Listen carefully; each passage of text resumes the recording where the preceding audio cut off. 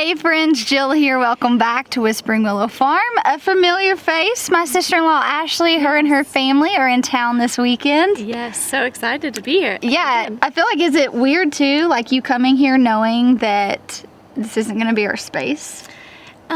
Yeah, and we're actually going to check out Jess's this weekend, and so it'll be my first time to see her farm, and that's really, really exciting, knowing that you're like wrapping up now and then gonna see like what you're going to. I'm very excited to see in person. Yeah, and Ashley has also always seen my garden here every year, so she kind of, you know, knew what the garden was like when we were in like production and selling.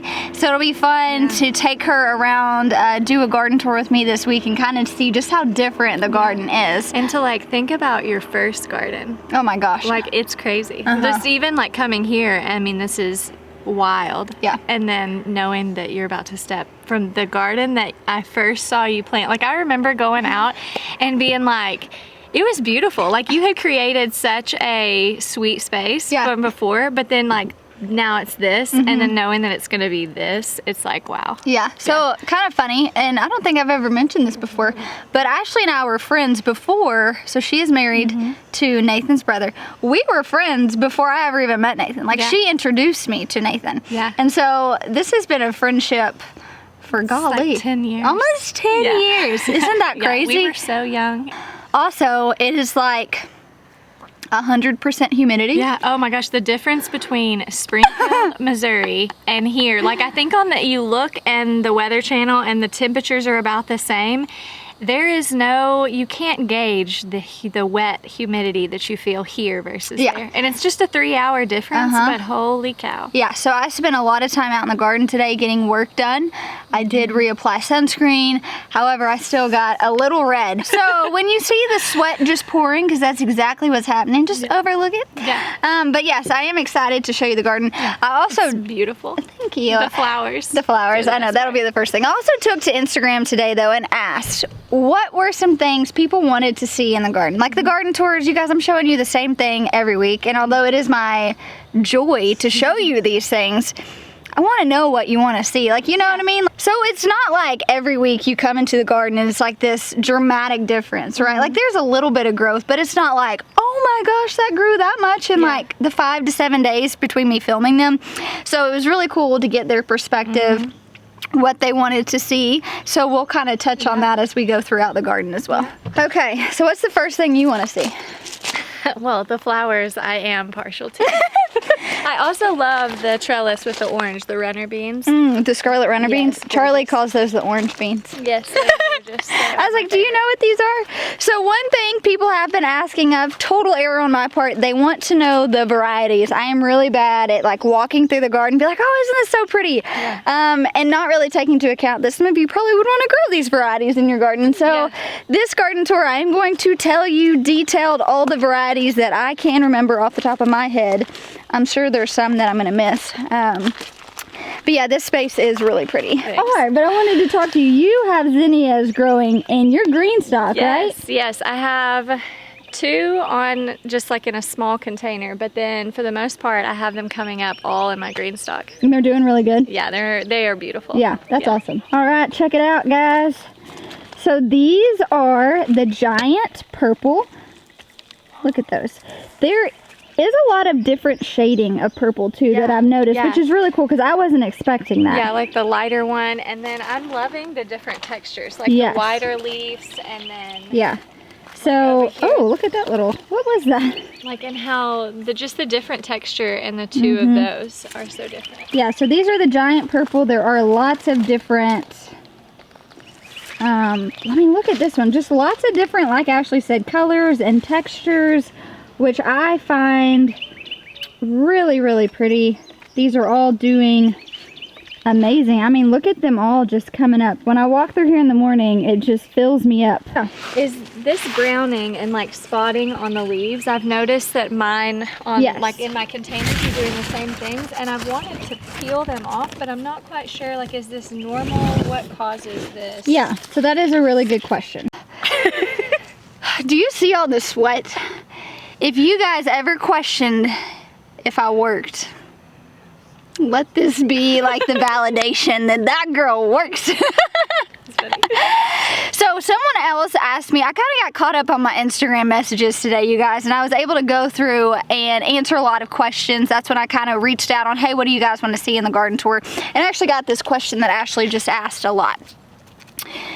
You guys can see right here the browning on the leaves. Now, I've actually never had this happen until this year, and based off of my research and what other people were saying is that a lot of rain. So when the rain happens and it comes and it splats back up, some of this looks like a disease. And earlier when I had planted my flowers, instead of that nice green color that you want, they were really yellow, which showed that they were like right here. That's a lack of a nutrient, more than likely nitrogen in your soil.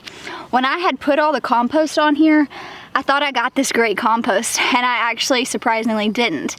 So the compost was lacking nitrogen, so it was pulling all the nitrogen out of the existing soil to give it what it needed to thrive, and therefore depleting my plants of it. So when I look at my plants, I see nitrogen deficiency. I see this brown spotting. I'm having a lot of issues in the garden right now due to heavy rainfall, moist, wet leaves. I also kind of heavily sowed these, so maybe they needed to be spaced out a little bit more. If you guys know specifically what this is, let me know. I would love to know. Yeah, I thought it was overwatered on my part too, like that maybe that's why it was browning. Yeah, and so that's kind of just what I have come to. Granted, this is the first year that I'm like planting flowers and like inspecting them. You know, like usually I throw them somewhere and like there's no expectation from the flowers, so they just kind of are there. And so this year I'm kind of looking at my plants a little bit closer than I have in the past, and I have noticed that. However, it doesn't seem to be affecting the production of the plants at all. So you can go in, I'm sure, and just take pruners and snip them off, you know, especially if it looks like a legitimate disease. You don't want that spreading to the rest of your plant. Like this, to see, is obviously spreaded. Right. So this has obviously spread. I'll need to go through and just clip those off. Like, how does that affect though, like if you were actually trying to sell? Look at that.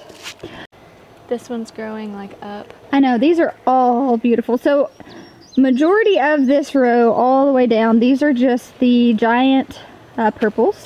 Oh my gosh, I know where I want you to take me. I want to see the poppies.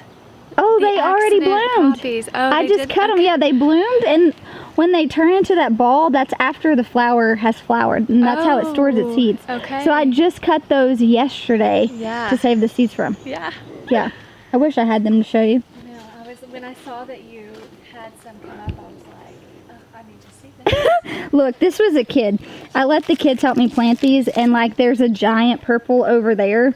This is the candy cane zinnia that ended over here with the giants.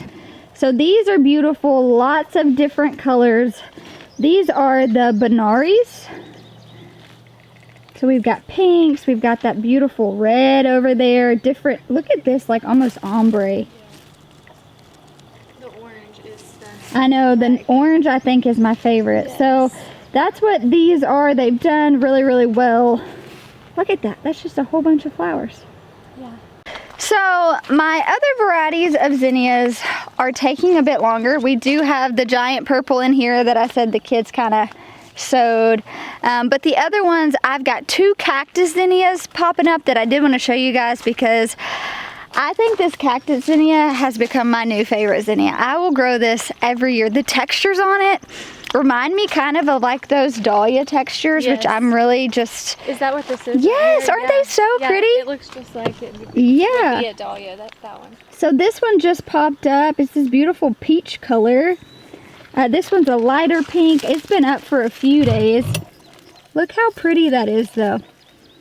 Yeah, so I'm really excited, but as you can see, we have lots of buds, but just not a whole lot. Oh, there's another candy cane. Not a whole lot of blooms yet. And then down here, Ashley was looking at the dahlias. They are popping up. That pretty little thing. So here's a pink. We had a white, I think, down there. Lots and lots of blooms on here. They just haven't opened yet. So I'm sure we'll be having lots of these. I guess I didn't realize these got that big either. I was noticing the difference in height. Yeah, these are pretty tall, and I wasn't expecting that. But this is definitely probably my favorite place in the garden. Yeah. So we kind of had a sad day today. I was going through cleaning up the garden, doing some major pruning, and I had noticed with this rainfall, we have had several inches of rainfall almost every single day.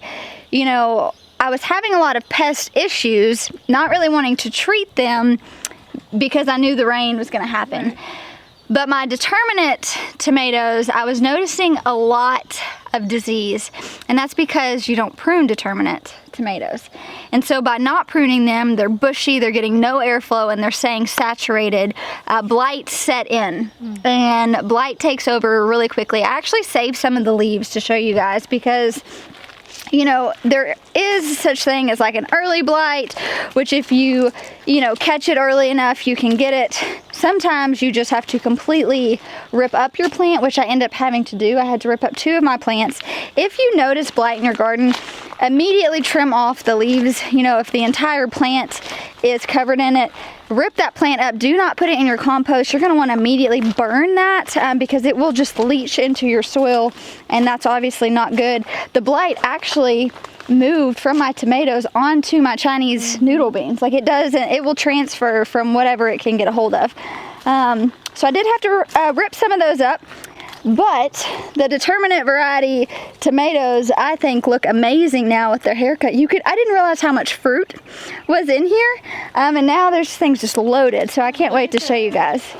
Tomatoes still? Yes, those are the San Marzano paste. This is actually an indeterminate variety. Okay. So it's like more oblong. It is, yeah. They're kind of like Romas. This is what a Roma tomato looks like. Okay. But as you guys can see, I kind of did that heavy pruning, which this was an indeterminate, so technically it could be pruned. But here are my determinate varieties. You can see I'm missing one right there. But I did give them a haircut as well. Here we have the Ace 55. You guys can see I do have, some blooms here, but overall there's some blossoms here and some fruit setting, but not a whole lot of fruit is on this one. This guy right here too, though, had a lot of blight damage that I had to take off. This one too, you guys can see just kind of how bare it is.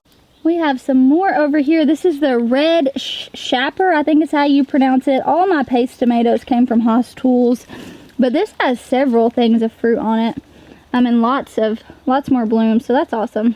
Check those out. Those are another one of that red shapper varieties. I've never grown these. I'm not really familiar with paste tomatoes, but these have just performed so well.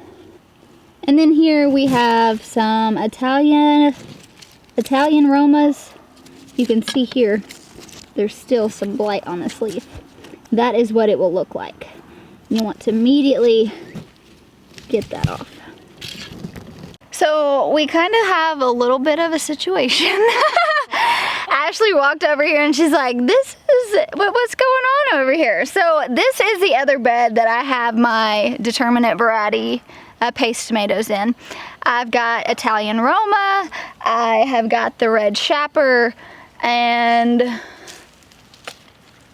the pink oxheart. I have the pink oxheart, I think, in here twice. So I had to give these guys a haircut, and I still, what are we on? Is this week 7 garden tour? Yeah. Yes. So for 7 weeks now, I've been saying I'm going to trellis these things. Yeah. I'm trying to remember, like, surely it has not been 7 weeks. It has been 7 weeks, and I still have not trellised these daggum things, y'all. I'm giving up. I'm probably not even going to, because I looked today, I found one cage. That was it. And I've got it over there, but they're all just laying down because I had to trim them up. But look, I mean, they're producing a whole lot of fruit.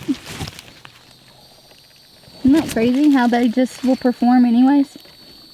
You know, this is actually how tomatoes were designed to grow. Really? Yes, they will just go on the ground and just start digging their roots in. But you end up having a lot of damage because, it gets rained on, it gets wet, there's lack of airflow. Right. But yeah, this is wild. I can't believe I'm showing y'all this in a garden tour. Some real life right there. Yeah, it honestly gives me hope, though, that, like, you always see all these intricate ways to take care of tomatoes, cages, and all different types of trellising, and, like, to actually see that they will still produce fruit and do just fine. Like, it just shows that nature really is, like, gonna do what it's designed to do either way. I think that is a really good point. I was talking to my other friend Ashley today, and I made the comment that even when you give up on the garden, she doesn't give up on you. Oh yeah. And it's so true. I'm in a season of transition, and I've in a way kind of given up on the garden already, just out of like, oh my gosh, I don't have the time, I have other obligations. And the garden's so sweet. She doesn't give up on me. She's gonna keep giving you. She's gonna keep giving. So this was the, oh goodness, this was the trellis that I started cucumbers on, very unsuccessfully. So I ended up starting cucumbers to transplant out into the Greenstalk, but I planted runner beans here. I just planted these not that long ago, and they're all starting to come up. These were just the purple, I have purple potted, I think maybe over here, and then a jade that I saved, maybe that someone sent me seeds from. So those are coming up. And then check out these daikon radishes. These are now getting to where we can harvest. Look at that. Check this one out over here. Yeah. Look at that guy. Look at that thing. Yeah, that's awesome. So I need to probably just go ahead and harvest these. But these are amazing radishes. Yeah. The nasturtiums. Yeah, I've tried. This will be probably my best year with nasturtiums. Yeah, because all these have flowers on them. The ones I have in the grow bag, they're just growing straight up and not clustering like this. And they're not So there is also trailing nasturtiums. You may not have the trailing. So the trailing will start like vining up. Some of my varieties, like what I grew last year, were not the trailing, and they also didn't do as big as and as grand as these, I guess. So these are the Alaskan red nasturtiums. These are the jewel peach. And I don't remember these varieties. This one in particular is pretty pink, but this one has grown so much. You see my little zinnias back there popping up? Here are my indeterminate variety. So is this the purpose of the radish, to take care of the pests, like draw? So that was not the purpose, but I'm glad that you brought up that point. So Ashley had asked, I have all these radishes here. These are pokey. And right here, you guys can see there is a lot of damage. And yeah, I mean, it's just, they're going to town. I talk about trap crops a lot. So like borage is a good one. Basil, something you can interplant with tomatoes to kind of help combat against pests. But I'd mentioned in last week's garden tour that someone told me if you plant radishes around your squash, it will prevent squash bugs because of the smell. And like Ashley said, these radishes are taking a beating, but my tomatoes have zero damage. And that could very well be playing a part in this intercropping that I didn't actually mean to do, but actually ended up being really beneficial. Like the color is just beautiful. Yeah, these are the blueberries. These are probably some of my favorite. You see there's just clusters all on here. That's amazing. Here are the pink boar from Wild Boar Farms, Brad Gates, one of his varieties. These are probably one of my favorite tomatoes. They're doing great. The old variegated Cherokee purple over here, setting fruit. I wonder. That's the one you have at Jess's, right? Which that one? Variegated Cherokee. Yes, we planted several of those in the tunnel, I think. This guy lost a tag, but look at those tomatoes. And then, what is that one? Kellogg's Breakfast? Yeah. Yeah, it's doing good too. So, we will still be having tomatoes. Look and at all these. Oh my gosh. They're like, just pick me. I know. We need to. Yeah. I say we, like I just volunteered you to do stuff with me. Sorry. I love it. I do that often. Yeah, so our onions, that is something I wanted to show you guys too. Our onions are wild. We got our onions this year from Dixondale Farms. I ordered them online. I ordered my onions really early. I even did an experiment and planted my onions super early. And it was so funny because there was a lot of feedback on yeah, do it, you're good. And then there was also the, no, you don't know what you're doing, you're not good. And so I was like, well, I was gonna do it anyways. What do I have to lose? And so I just did it anyways. I do have, I believe, the long day onions. And so, oh my gosh, I just pinched off that basil. Smell that. Wow. Oh my gosh, it's so good. Okay, so sorry. good. I'm gonna put that in my drink. I'm gonna save that for later. So good. we planted sweet yellow onions. I think they were like called the Texas onions. We had red onions and a couple white ones. And the yellow ones, I believe they were called the Texas sweet onion, are doing amazing. Is that what these ones are? Yes, they are starting to die off. Like the tops of them are starting to fall and brown. And that's what you'll kind of notice, is that the entire tops of these will eventually just lay over when they're ready. But so like this one's starting to lay over, and they're starting, the outer leaves are starting to brown. These onions are huge. I mean, I need to like make sure I get some seed from this. Look at those. I mean, I don't even really think it does justice how big they are. Yeah, like I really want to make sure these are in my garden. Especially this one. Yeah, I've been really pleased with these Dixondales. I mean, I bought these as sets, and they just came in these huge clusters of sets. And I always just plant them on the outside around my tomatoes and really any other bed. I think I said seed. I need seed. Yeah, you can actually start onions from seeds. Really? You can. Okay. I've just never been brave enough. Right, I just buy the sets. The sets, yeah. Yeah, but I have sweet onion seeds that I could give you to start if you wanted to try them. It's always worth a try. Here are some of those white ones that aren't near as big, and I'm not sure if they're like supposed to get big or not. We don't ever really buy white onions either, but all those are doing good. We've got more blueberry cherries. Hey birdie, here's my black from Tula. These guys are starting to get a little color on them. Oh yeah, look at these. You see that? Here. Oh, those are definitely getting color. Yeah, those are all turning. That's exciting. Yeah, they're everywhere. Oh, I know, our little volunteer. Look, our first volunteer zinnia bloomed. June picked one today. And we had the sunflowers. So I have no idea what varieties these are. These were all just left over from last year. We've got our basil that's going to seed, our goji berry, and then peppers. We've got more volunteer zinnias, and then all of our beets. These are just the bull's blood beets. You know, they are taking a hit. I've transplanted these kind of late, but they are kind of coming along, so I'm just letting them, you know, see what happens. We got our fava beans over there. What is this right here? Is this some sort of pepper? It's a basil. A basil. Yeah, they've really dried up sad basil. Oh yeah, smell it. I'm kind of in this phase too, where like I'm trying to plant things that I know that I can harvest and then re-sow, and then the next person could harvest before we move. And so those are things that like I'm trying to think of. So I actually haven't packed away any of my seeds. Yeah. Because I'm going to be starting fall seeds, but then I do think that it would be a really sweet gift to go ahead and like plant things in here for the next person, right, just to kind of give them a heads up. Look at these beans. It's my favorite part. It's your favorite part. I know, I'm so disappointed. I thought that the fava beans would trellis, and they're just not coming up as quickly as I thought. It's just so romantic. Like this part of your garden, I'm like, it's beautiful and just inspiring and romantic. Like that word fits. Like, look how beautiful. I know, those are so pretty. We've like already harvested off of these a couple times. These are the Scarlet Runner beans. All of these beautiful little pods. There's like these tiny pink. I know, I'm kicking myself. I don't remember what these are. They were from some that I saved last year, but they put off these really pretty purple like blooms. I think they're so pretty.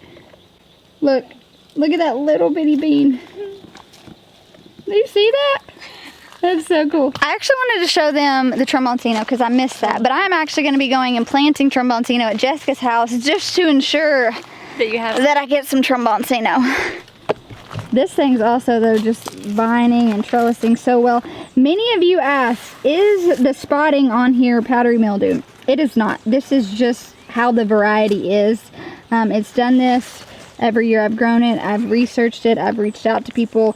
That is normal. I know that's really, really confusing because sometimes your squash and zucchini plant will look like this, and it is, in fact, powdery mildew. But that is just how this variety is. You guys can see here, too. This really long one starting to happen. Look at that. That's awesome. Look at this big tomato that's hidden in here. They're a big one in there. Yeah. Oh, wow. That is a big one. Those paste tomatoes are showing out. So speaking of powdery mildew, this would be a really good example of what it does look like. I have combated with so many things in the garden this year. It seems bizarre to me, but I'm also I'm not gonna let it get me down. So over here we have the center cut squash. This plant looks pretty healthy, pretty normal. You guys can see it's putting on a whole bunch of these actually. But then over here, disease is set in. I actually had to rip the one that came off of this side. I went ahead and replanted it today, but it already spread. You guys can see like all the spotting. That could be powdery mildew, vine borers, like just, you know, a whole bunch of different things. But this little guy is certainly not gonna make it. So I'm gonna have to rip that up. Look at these volunteer sunflowers. These are actually pretty big. I bet those were the mammoth ones. I had the multi-headed mammoths right here where I have my eucalyptus, which is also looking really good. This has grown a lot, but check out those guys. They're huge. All right, I'm gonna climb in here. Look at that beautiful zucchini. We have been harvesting lots of these. This is the finest. I'll find the variety and put it up here. We've been harvesting lots of these. They've done really well. We have the round zucchini in there. Look at that cute guy. I did actually, when I had peeled my garlic, took the outside layers and threw in here, hoping maybe that smell would help deter the pests. I don't really know if that's like true or not, but I thought it would be worth trying. And then we've got more round zucchini in there as well. So when I had asked what people wanted to see, more people wanted to see more things that I didn't show. A lot of you asked about, if you follow me on Instagram, you did. You asked about the blueberries. So I'm gonna show you guys the blueberries. I'm gonna show you guys the potatoes and then kind of just wrap it up with a little chat with Ashley. So many of the things that you guys ask is, what are the varieties of the blueberries? How established, you know, like how old are those plants? These are a lot of things we don't know. These blueberries were here when we bought the property. It was one of the main reasons that we bought the property. That huge patch right there is blueberries. And then over here behind the rabbit tractor is a huge patch of muscadines. There's a fig tree in the front yard. Just a lot of things that were really appealing to us, wanting to come and try to start a farm and be more sustainable. So when we talked to the previous owner, she had told us that these blueberries were like 25 years old. Really? Like they moved here in like the 60s. Wow. And like had planted all of this stuff. So I mean, these blueberries are massive. There's no telling. We are so hands off too. We do not mulch. We don't trim them. We don't put bird netting. Thankfully, they're so large too that the birds get the top, the parts that we can't reach, and then they leave everything on the lower part alone. And so I don't know anything about them. I just know that they have been abundant, and we're really thankful. And this year we are going to diligently harvest these and freeze them. We do use them in smoothies a lot. We eat them fresh, but primarily these are just going in the smoothies. You can see some of them are starting to get some color on them. Close and it's like that. Well, and you guys can see, I mean, they're loaded everywhere. We come out here and literally pick just 5-gallon buckets full at a time. Look at that. Sorry, I'm getting distracted by the blueberries. This is where we have the potatoes. We have had a hard go. I know that we probably will not be harvesting these potatoes, and that's okay, because we're sowing this into the next person, and hopefully these will be abundant, you know, by the time they move in. There's really no wrong time to harvest or plant potatoes. There's a lot of freedom and liberty with that. And so we sowed them a little later, you know, technically, but that's okay, and hopefully the next person will just take them right on. So I went up to Missouri to help Ashley plant her Greenstalk. She has 2 Greenstalk planters, really just making the most of the classroom she's in. So now that you're a few months into growing, and I would say it was probably different than maybe you had originally wanted. Like you had the idea of like some raised beds, and then that really didn't make a whole lot of sense. So what are your thoughts coming into it now, having planted in it? Was it like more than you had hoped for? Do you still have those dreams of like expanding? Or what are your thoughts on that? Because there's a lot of people that are in the same similar classroom as you, having to do something that maybe they don't necessarily want to do, but they're doing it anyways because they have that passion of, well, I really want to grow food, but I'm not able to grow it the way I want to grow it, or on the scale that I want to grow it at right now. And so you kind of have that lovely privilege of like giving your perspective on why it's important to do it, why you still found value in it. Maybe you're like, no, this isn't worth it. I don't know. I just want your thoughts. No, I think that the only thing that I feel now is like, why didn't I do something sooner? Yeah. Like now because we've been there 4 years and we're dreaming for our own land and our own small homestead. And I felt like, because I knew that it wasn't going to be permanent, that I just couldn't really do anything. Yeah. And I feel like I wasted so much time because now that I have it, you guys, it's like my favorite thing to do. I wake up in the morning and make my coffee, and it's like the very first thing. I've got to go check on my plants. So I'm out there like, and honestly, it just like, even if I wake up and I'm kind of just in like a blah mood, it's like, let me go check on my plants. And once I do that, then immediately I'm like in a better mood. Honestly, inspires me every day. There's new seeds coming up. I mean,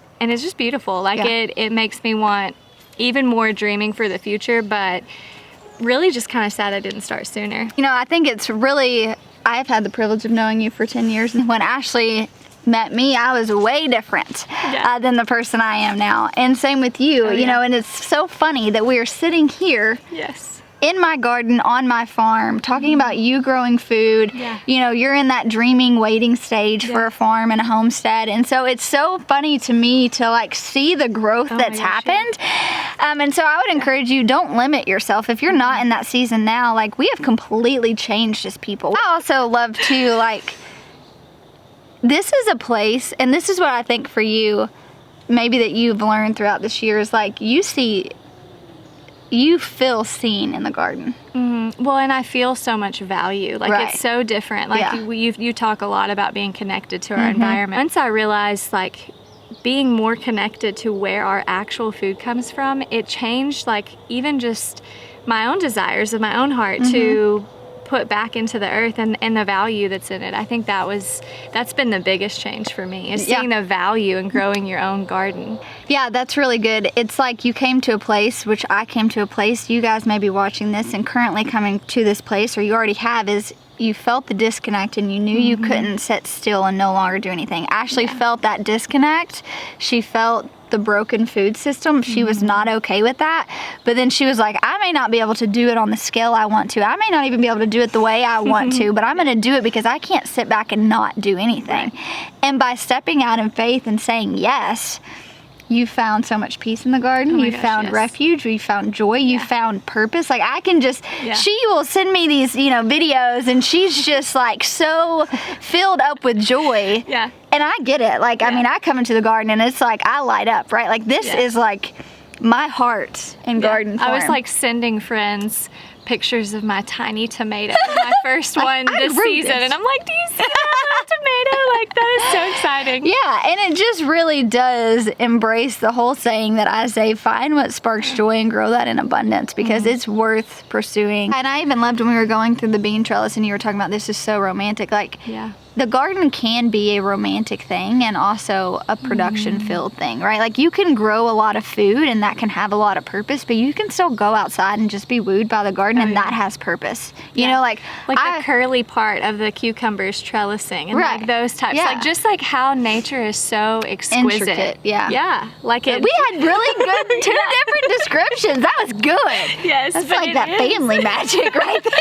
But it is so true. Like, it. I mean, I look at nature and what God has given us in that, and it's just like blows on. I feel like that is one thing that the garden does for me, is like shows God's realness. The fact that every single bit of this is something we've been given. And it's not by happenstance. The fact that there's pollinators in the garden doing what they need to do for us to get to eat the food that we need to eat, it's all just God's artwork. And it's beautiful. It's so beautiful. It's so beautiful. So clearly things are going well for Ashley this year. It has been a joy for me just to see this evolve and kind of like play a part in walking through this journey. A huge part. I don't even know if I would be where I am if it weren't for you. Oh, that's sweet. So true. It's so funny too, because it's like I have the privilege of like showing you guys my life and teaching you. The downside of that is that I don't get to meet all of you guys. Like, I read your comments, but you know, like, there's that lack of me having personal relationships with you guys. So sometimes I forget the role that me or my family might play in your life. And so for me, it's really special when we have family members. Like, you know, Ashley's one of my best friends, and knowing that like I'm sewing into her and it's making a direct impact and I get to see that journey and that process, that for me is super fulfilling, because this is why I do it, you know, like I have a personal relationship with you, like you're my family, but I do it for you guys too, even though I don't know you. Like I want you to feel what she's feeling. Everyone deserves to be wooed by their garden. Like everyone deserves to have this feeling of like, oh my gosh, God is good. Oh my gosh. The garden is worth like sowing the seeds in the ground. There may be blight. There may be, you powdery know, mildew on your powdery squash. mildew. There may be issues, and trust me, there are issues, but it's worth it because I keep coming back to it every day. And I think that there is a real reason. I mean, the Bible refers, I mean, if you look through Proverbs, like it is so filled with this heart of a gardener. Yeah. And I text you that Proverbs was literally written with a gardener in mind. If you've never read Proverbs, I encourage you to go read it, because I left feeling so inspired to get back to the garden after reading that book. I've reread it several times. If I'm just in like a bad space and I'm like, I'm losing motivation, nothing's going right in the garden, like what do I do? What is my purpose in this?